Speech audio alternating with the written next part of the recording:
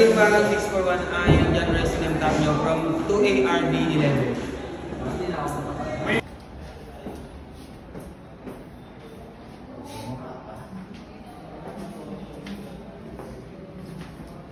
We have so many tube here.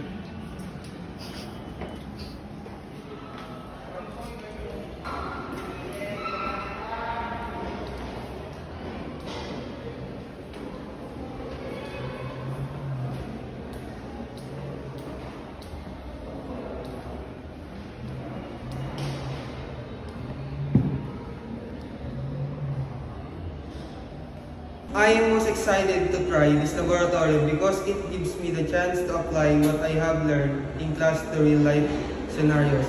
I want to experience how investigation works hands-on and see how evidence is collected, analyzed, and interpreted. Yes. I expect to gain skills in proper evidence handling, fingerprint lifting, crime scene documentation, and observation. These skills will help me become more prepared for real-world investigations. They will build my confidence in handling crime scene, my attention to detail, and make me a better criminologist who can contribute effectively to solving cases and serving justice. Thank you.